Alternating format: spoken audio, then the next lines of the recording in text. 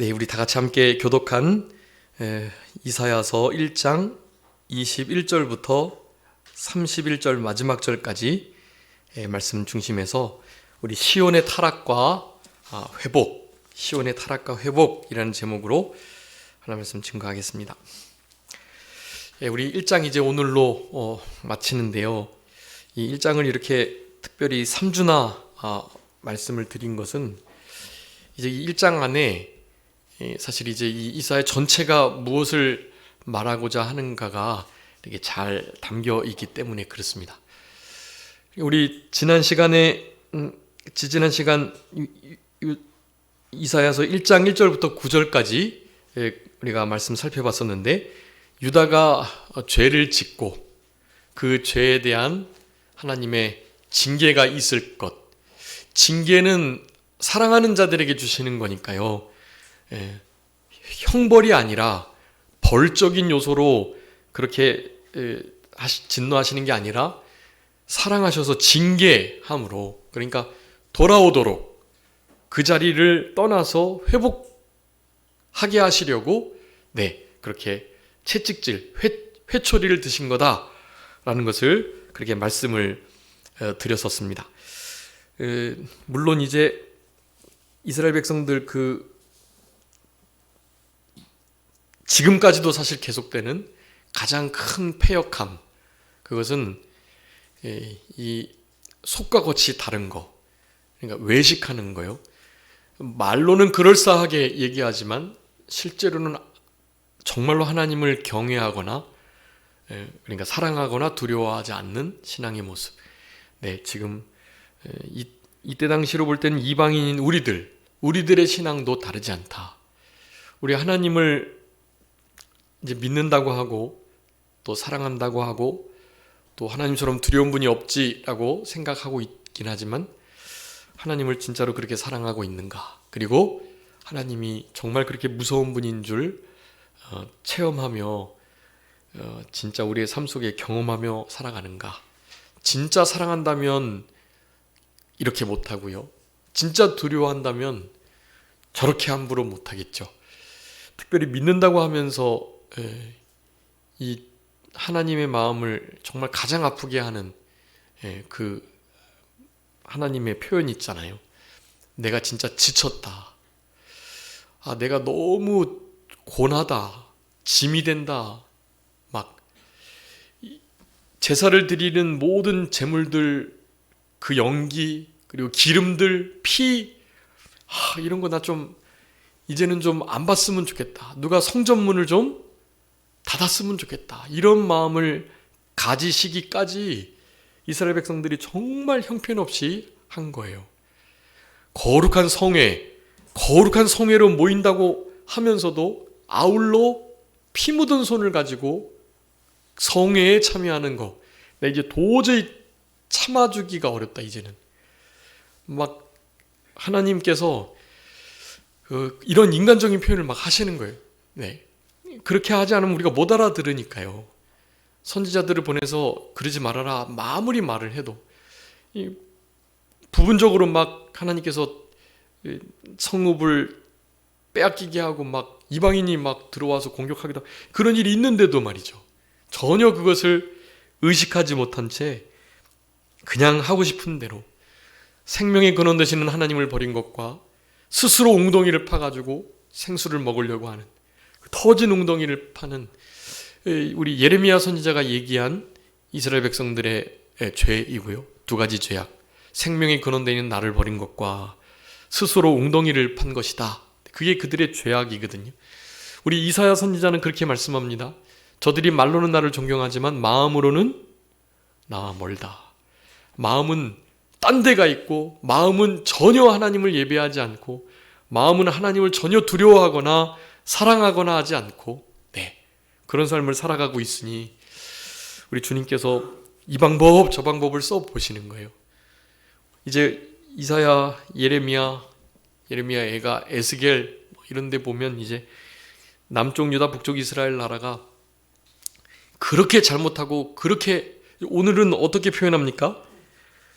너무나 거룩하고 신실한 그런 성읍들이었는데 진실하고 신실하고 성실한 하나님의 영광이 나타나고, 저거는 정말 이 지구상의 어떤 다른 성읍과도 정말 차별이 되구나, 너무 복된 성읍이구나, 그렇게 일컬어졌던 시온이라는 우리 예루살렘 그 땅이요, 완전 창기는 몸을 파는 사람들을 가리킵니다.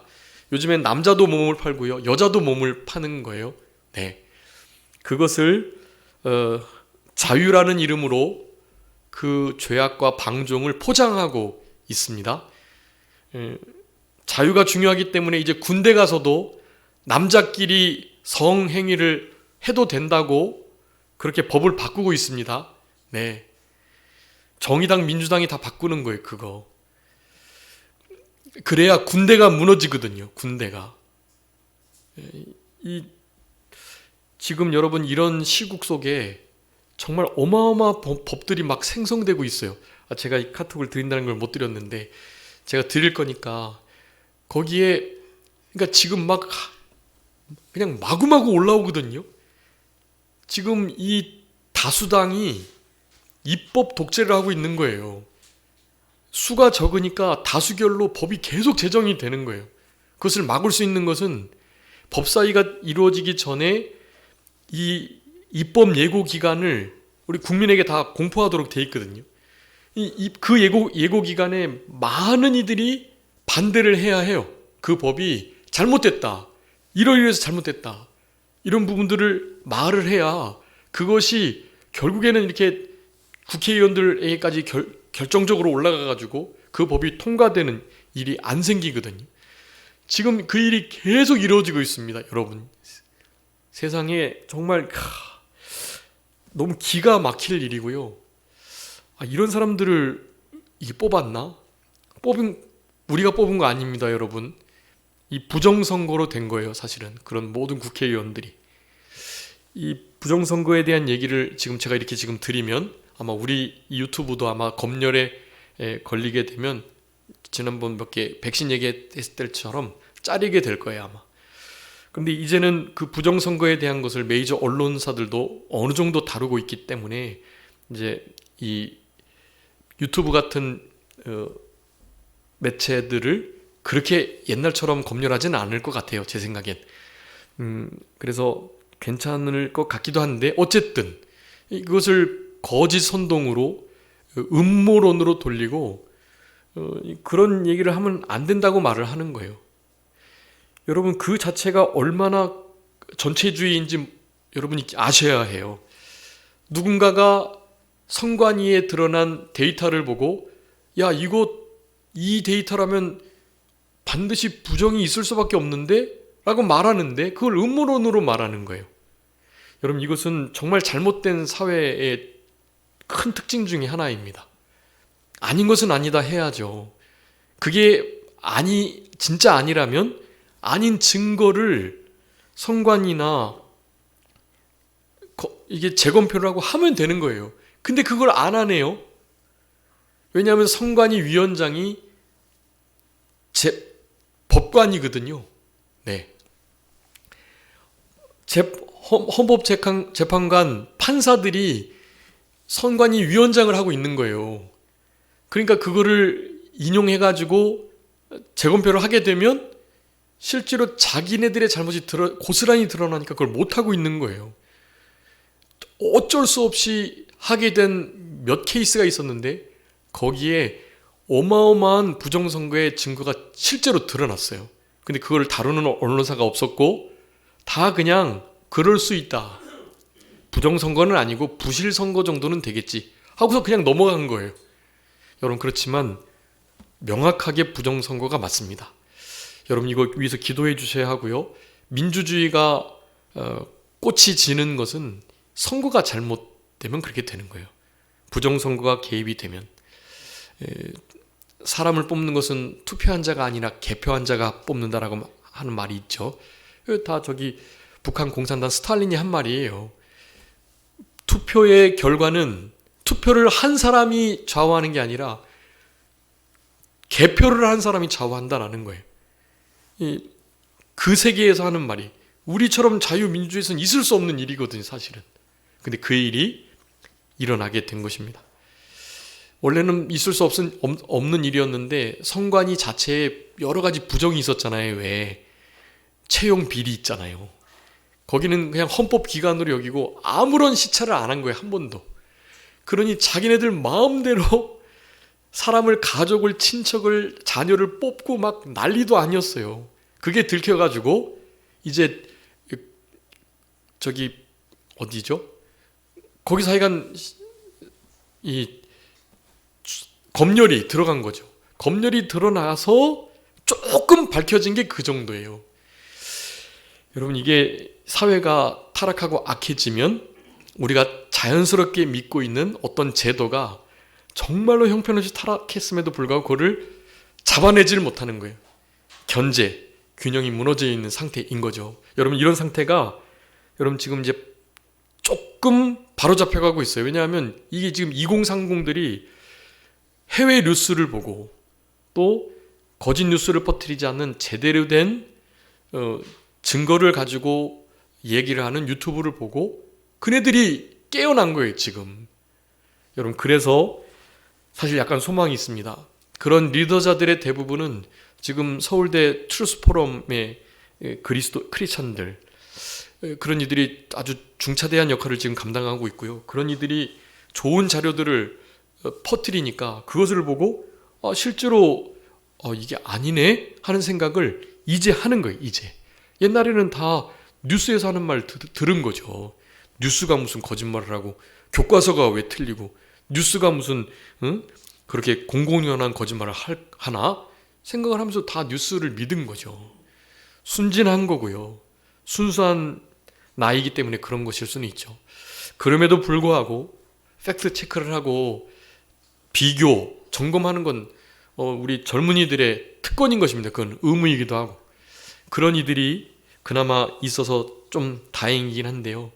여러분, 오늘 본문을 읽어보셨지만 이 사회의 모습이요, 지금 우리와 너무 비슷해요. 이게 이제 그리스도인들이 이 정도는 아니죠. 그런데 그리스도인들도 영적으로는 별반 다르지 않다는 것을 기억하셔야 해요. 이런 이를테면 고아와 과부를 함부로 하고, 우리 믿는 성도는 그렇지는 않잖아요. 그렇지만 고아와 과부를 함부로 하진 않지만 고아와 과부에 무관심하게 될 수 있죠.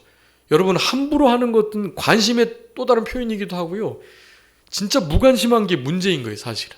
네, 여러분, 우리는 이 고아와 과부를 돌아보는 일을 무관심해서는 안 됩니다. 우리 야고보서 1장에서 했잖아요. 말세지 말에 우리 아버지 하나님께서 마지막 때에 바라시는 신앙의 모습, 참된 깨끗한 경건, 무엇이라고요? 참된 바르고 깨끗한 하나님 앞에서의 경건, 뭐죠? 참된 경건은? 네, 환난 날에 고아와 과부를 돌아보고, 그리고요, 세속에 물들지 않는 것이다.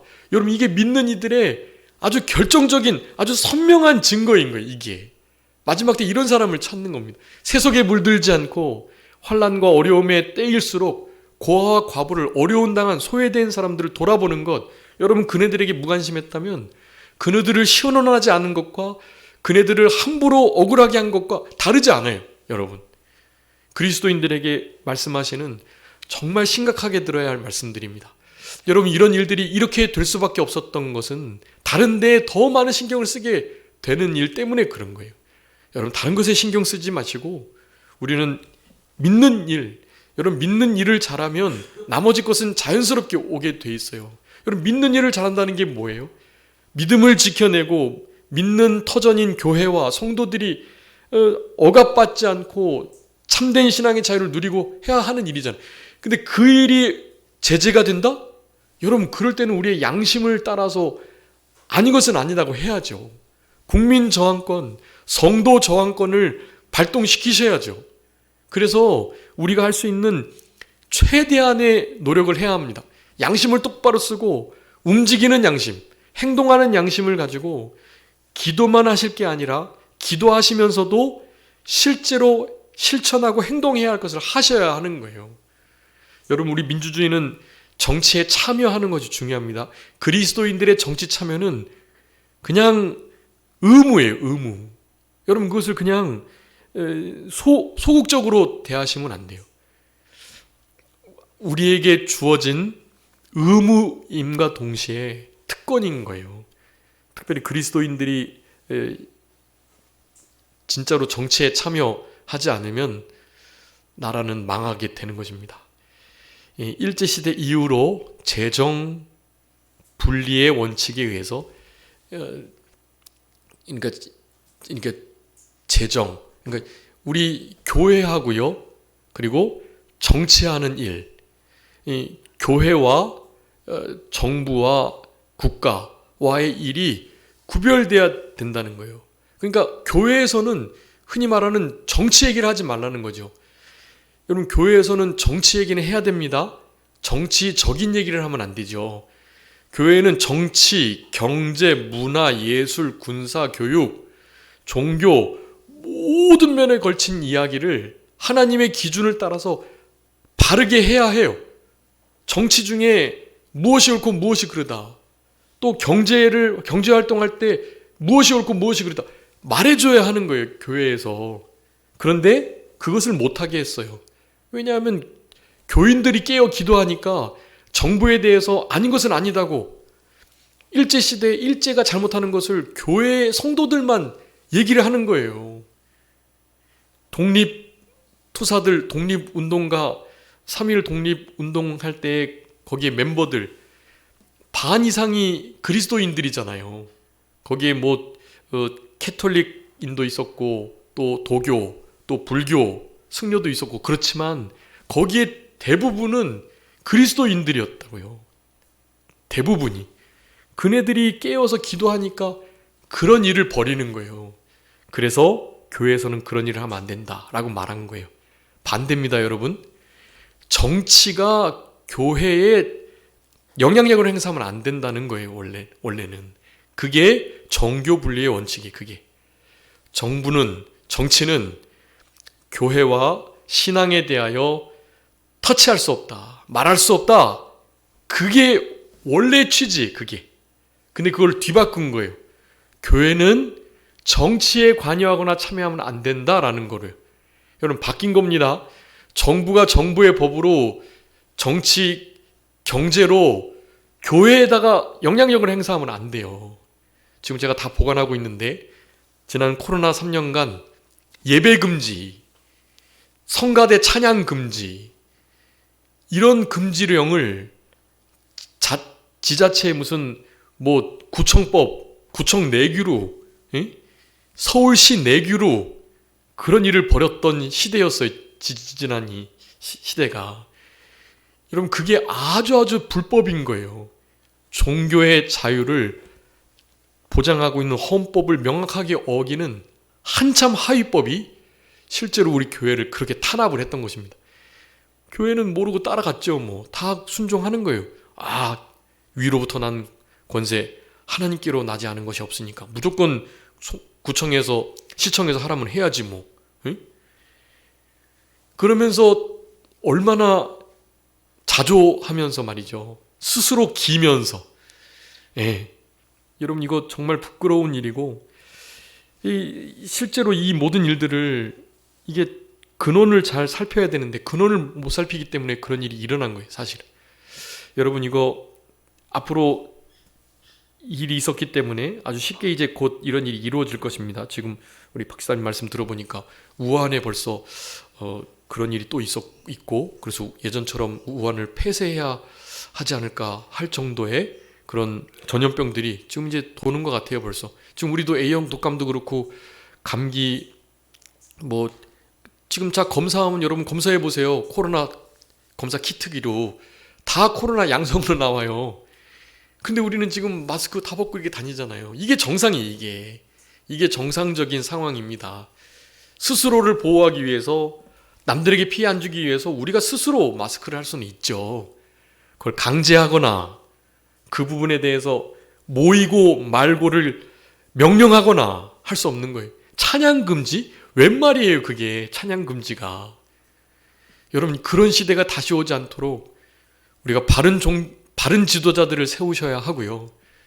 바른 교회와 정치, 경제, 문화, 예술, 군사, 교육, 종교 지도자들이 나올 수 있도록 여러분 기도해 주시면서 그네들을 그렇게 위해서 기도하셔야 합니다. 네, 여러분 이 일은 우리의 의무이다. 그리스도인의 정치 참여는 특권임과 동시에 의무이다 라는 것을 여러분 기억하시고, 목사가 강대상 앞에서 자기의 정치색을 드러내고 정치적인 발언을 하면 안 돼요. 그런데 정치 얘기는 해야 된다, 안 해야 된다? 해야 된다. 정치적인 얘기를 하면 안 되지만 정치 얘기는 해야 하는 거예요. 하나님의 말씀을 푸는 데 있어서 여러분 여기 오늘 읽어보세요. 교관들이 폐역하고 도둑과 착하고 뇌물을 사랑하고 예물을 구하고 고아를 신원해주지 않고 과부를 송사 수리하지 않고 이런 일들 말이죠. 네? 이게 무슨 종교적인 얘기예요 이게? 사회 구성원들이 어떻게 경제생활하고 그리고 그렇게 억압하는 자들을 향해서 우리가 어떻게 정치적인 판단을 내려야 할 거면 이런 것을 지금 다루고 있잖아요. 성경은 이런 걸 다루고 있다니까요. 네, 나는 가이사 편이다. 나는 헤롯 편이다. 이렇게 말하는 목사나 지도자는 잘못된 거죠. 그런데 이런 지도자는 잘못됐다. 성경적으로 옳지 않다. 이런 정당은 맞지 않다라는 말을 성경적인 근거를 가지고 교회에서 목사가 말해줘야 하는 거예요. 경제, 문화, 예술, 군사, 교육의 모든 영역에 대해서요. 당연히 종교적인 문제는 당연히 잘 말해줘야죠. 교회가, 목사가.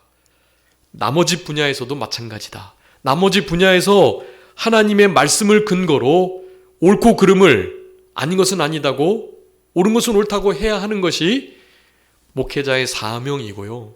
그것을 재갈 먹이려고 한다. 그것이 안 된다고 말한다면 그것은 하나님의 뜻을 막는 일이에요. 하나님이 그 일을 통해서도 말씀하시고자 하는데 그걸 막게 되는 거란 말이죠. 여러분, 정치적 발언과 정치 발언은 너무나 다른 거다. 여러분, 우리 신비주의 아시죠? 신비주의. 주의가 적이란 뜻이에요. 신비주의라고 하면 신비적이라는 거거든요. 신비주의적으로 치우치면 안 돼요. 그렇지만 신비는 뭐예요? 신비는 하나님의 존재의 형태예요. 존재의 양상이거든요. 우리 하나님은 신비하게 존재하고 계세요. 삼위 하나님이 일체로 존재하신단 말이에요. 이걸 어떻게 설명할 수가 없어요. 그래서 그것을 신비라고 말해요. 신비. 네. 그렇다고 신비적으로 신비주의를 추구하면 안 된다는 거예요. 당연히 정치를 성경 말씀에 의해서 판단하고 말씀을 해야 하는 거예요. 정치적이면 안 되지만 정치 얘기는 해야 한다. 신비로우신 하나님을 신비하게 설명해야 하지만 신비적이 되면 안 되는 것처럼, 신비주의가 되면 안 되는 것처럼 말이죠. 똑같은 거예요, 그게. 여러분, 오늘 본문의 말씀에 우리는 사실 이렇게까지는 하지 않았다. 뭐 우리가 창기 노릇을 하거나 무슨 살인을 했거나 뭐 그런 것은 없잖아요. 23절에 폐역하거나 도둑과 착하거나 뇌물을 사랑하거나 예물을 구하거나 고아를 신원하지 않고 과부의 송사를 수리하지 않거나 이런 것은 적어도 우리가 안 하잖아요.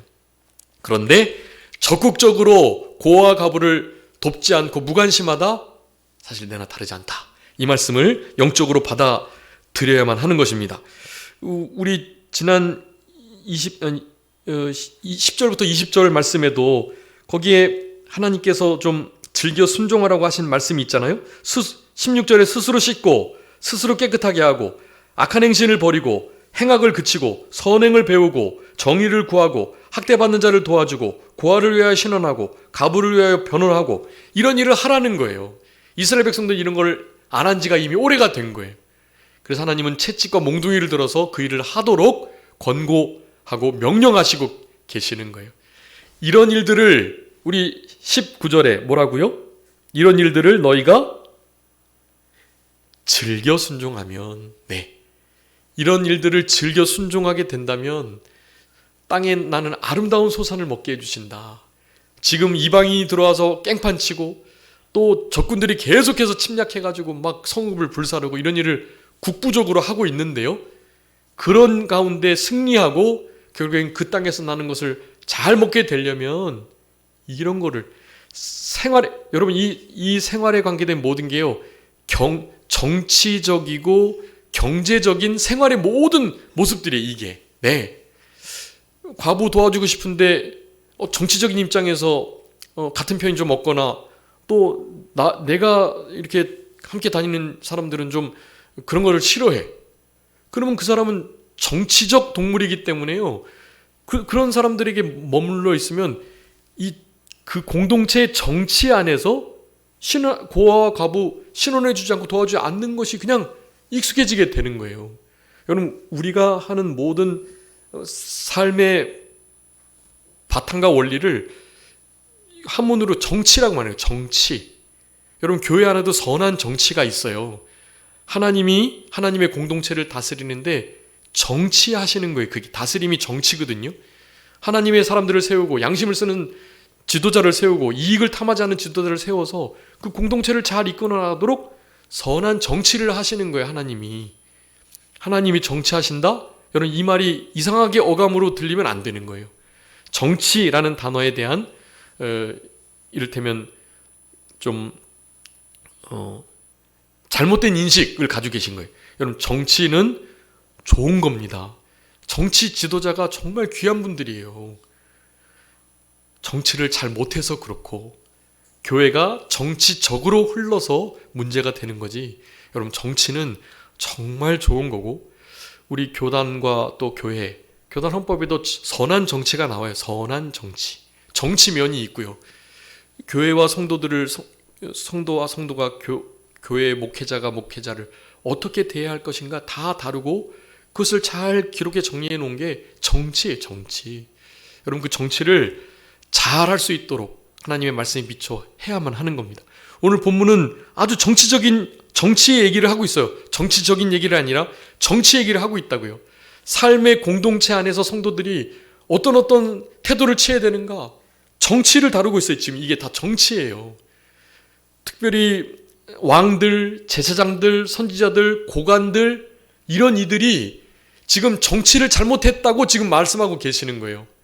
정치를 잘했다면 하나님의 이런 징계를 받지 않을 건데 라는 거예요.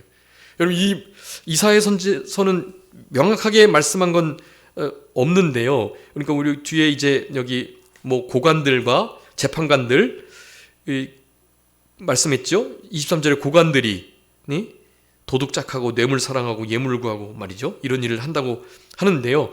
우리 왕, 제사장, 선지자 그리고 백성들까지 정말로 형편없는 삶을 살아가는, 정치가 그냥 엉망인 것을 우리 예레미야 선지자가 잘 말씀해주고 계세요.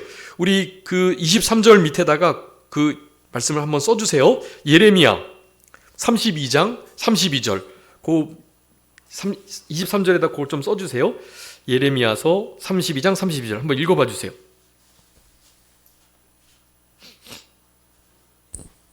이는 이스라엘 자손과 유다 자손이 모든 악을 행하여 내 노여움을 일으켰음이라. 그들과 그들의 왕들과 그의 고관들과 그의 제사장들과 그의 선지자들과 유다 사람들과 예루살렘 주민들이 다 그러하였느니라. 다 그러하였느니라.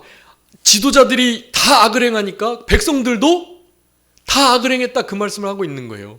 네. 왕, 제사장, 선지자, 고관들, 장로와 방백들, 이런 이들이 형편없는 생활을 하니, 형편없는 정치를 하니 어떻게 되겠어요? 백성들이 다 똑같이 악을 행한다고.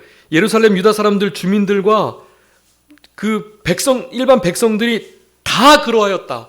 다 악을 행하고 함부로 대하고 막 사람들을 막 잔인하게 대하고 폭압과 폭정, 압거, 그리고 탐욕을 부리면서 그렇게 하고 있는 거예요. 우리 이제 이런 부분들을 우리 이사야 선지자는 크게 한 5가지로 이렇게 말씀을 하고 있는데요. 자, 이것도 한번 적어놔 주세요. 이 이스라엘 백성이 우리 29장 13절, 그거는 말로는 표현하지만 마음으로 먼 것이 이제 가장 핵심적인 건데, 그것이 실제로 어떻게 나타나나. 마음이 멀어진 거니까요. 당연히 그것은 교만하니까 하나님과 마음이 멀어졌겠죠. 그래서 교만한 죄를 이사야 선지자가 아주 많이 다루고 있고요. 당연히 교만하게 되면 하나님 없이도 살 수 있다고 하면서 하나님의 자리에 그 무언가를 옮겨놓게 되죠. 그게 우상숭배예요. 그래서 교만한 자는 우상숭배를 하고 우상숭배하는 자는 교만할 수밖에 없는, 같이 가는 거예요. 이 두 가지가. 이사야 선지자가 지목한 하나님의 마음으로서 이스라엘 백성들의 죄된 모습, 교만과 우상숭배다. 네. 그리고 거기다가 이제 이사야 5장이나 22장 28절에 술 취함, 방탕함, 이것을 말하고 있어요. 술에 취해 있으니 제대로 된 판결을 내릴 수가 있나요? 없죠. 그런 부분들을 다루고 있고, 이사야 3장 12절 그리고 이사야 5장 같은 데 보면 방금 말했던 고아와 과부 어려운 일을 당한 사람들을 압제하고 탐욕을 부려가지고 도리어 그네들의 재물까지도 빼앗는 일들이 있었다고 말해요. 탐욕 그리고 압제. 여러분, 이 5가지가 이스라엘 백성들이 하나님 앞에 보인 태도들인 거, 반응들. 이런 실제적인 정치 태도가 나타나니까 하나님이 몽둥이를 드시지 않을 수가 없는 거예요. 자, 그래서 이 미가서 3장 11절도 이렇게 말합니다. 그들의 아까 우리 1장 23절 밑에 예레미야 32장 32절 써주시고 미가서 3장 11절도 써주세요. 그의 우두머리들은 뇌물을 위하여 재판하고 그의 제사장들은 싹스를 위하여 교훈하고 그들의 선지자들은 돈을 위하여 점을 치면서도 여호와를 의뢰하여 이르기를 여호와께서 우리 중에 계시지 아니하냐, 재앙이 우리에게 임하지 아니한다 라고 말을 했다 그래요. 이렇게 말하면서 평안하다, 괜찮다 하는 일들, 그러니 하나님이 가만히 계실 수 있나요? 몽둥이를 들어가지고 아수르와 바벨론을 들어서 북쪽 이스라엘과 남쪽 유다를 치게 된 거거든요. 여러분, 우리가 정치를 잘못하면 우리의 선한 정치에 영향을 받아서 주께로 돌아올 수 있는 사람들이 못 돌아오게 되는 거예요. 그 정치 누가 잘못했어요? 지도자들이 잘못한 거예요. 특별히 종교 지도자가 강대상에서 바른 정치 얘기를 안 하니, 정치 얘기를 하면 안 된다고 말을 하니 거기에 동조해가지고 사람들 눈치 보느라고 정치 얘기를 안 하고, 정치적인 얘기는 당연히 안 해야 되지만 정치 얘기를 해야 되잖아요. 바른 정치를 하라고, 여러분 바른 정치를 하세요라고 성도들에게 교훈을 줘야 되잖아요. 안 하니까 성도들이 전혀 모르는 상태에서 지식이 없어 망하게 되는 거죠. 아닌 것은 아니다고, 무엇이 성경적으로 더 맞다고 말을 해야죠.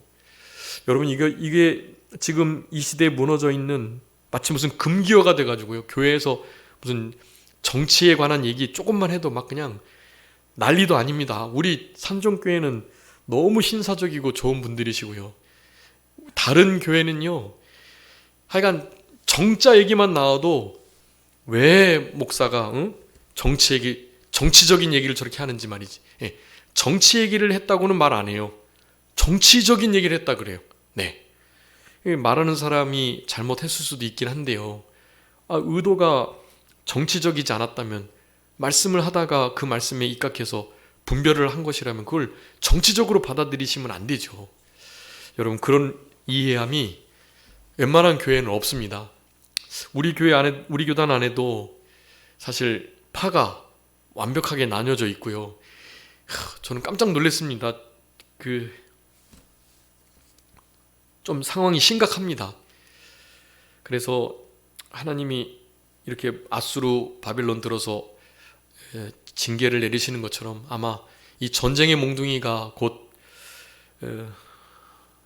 이렇게 춤추지 않을까, 그런 생각을 해봅니다. 우리가 성도님들이 바로 되셔서, 아니 왜 목사님이 강대상에서 바른 정치에 대한 말씀을 안 하시냐고 그렇게 말씀을 해주셔야 이제 좀 바로 잡히는 시대가 되지 않을까 생각이 돼요. 사실은 그러기 전에는 벌써 그냥 벙어리 개가 돼가지고 짖지를 않습니다. 정자 얘기도 못 꺼내요. 정치적이라고 판단받아서 그렇게 교회에서 쫓겨날까봐 그런 말을 못합니다. 사실은.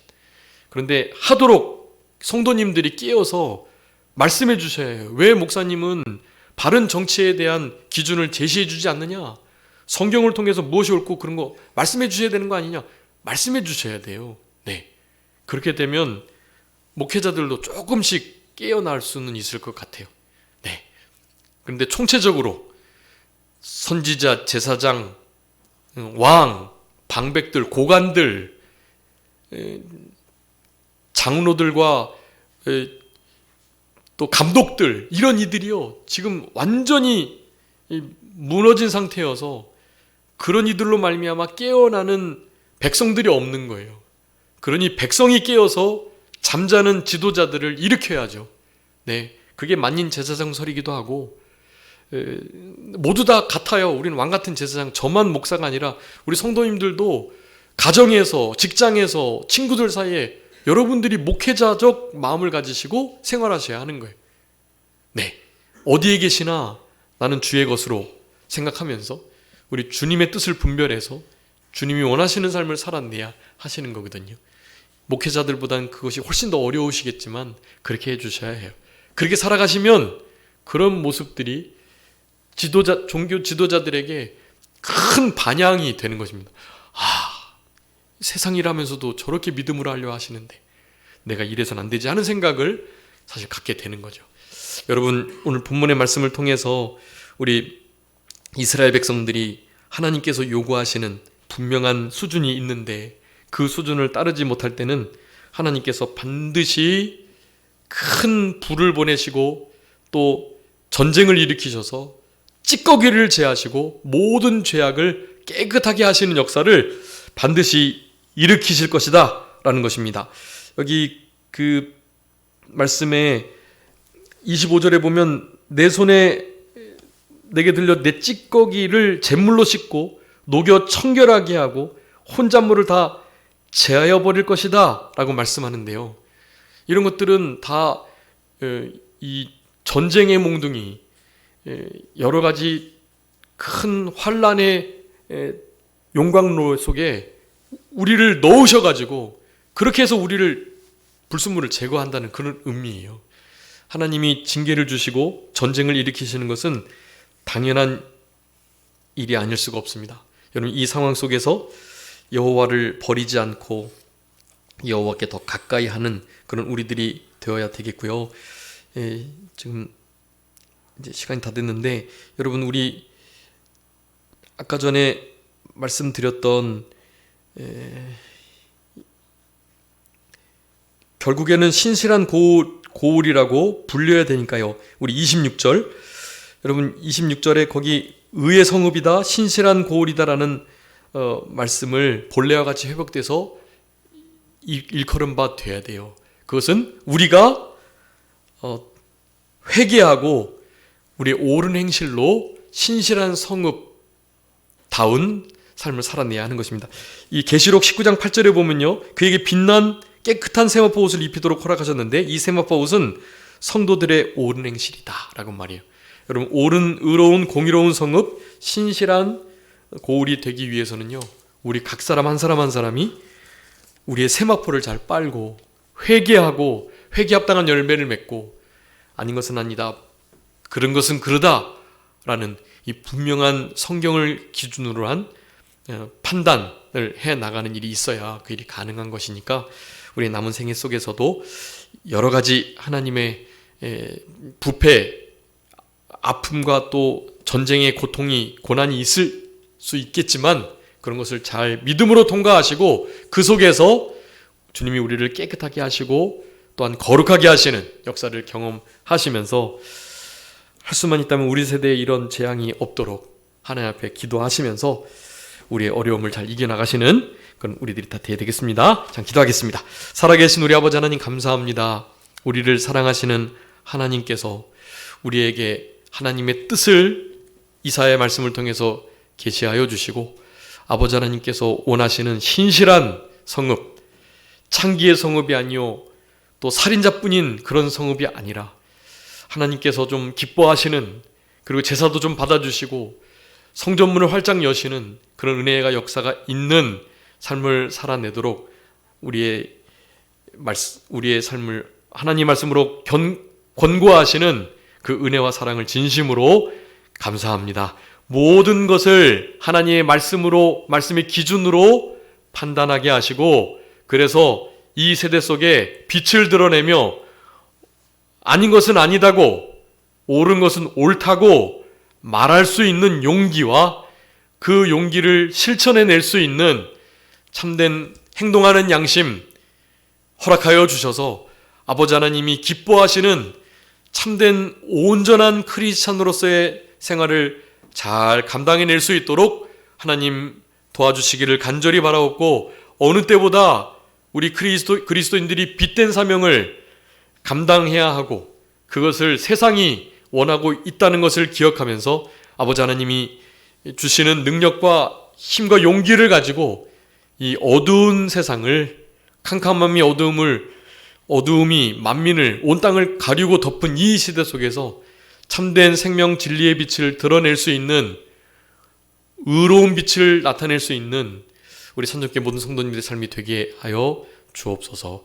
남은 주의 날도 하나님과 동행하며 주님을 가까이 하는 복된 시간들 되게 해주시기를 간절히 바라옵고, 모든 것 주님께 맡겨오며 살아계신 예수 그리스도의 이름으로 기도 올리옵나이다. 아멘.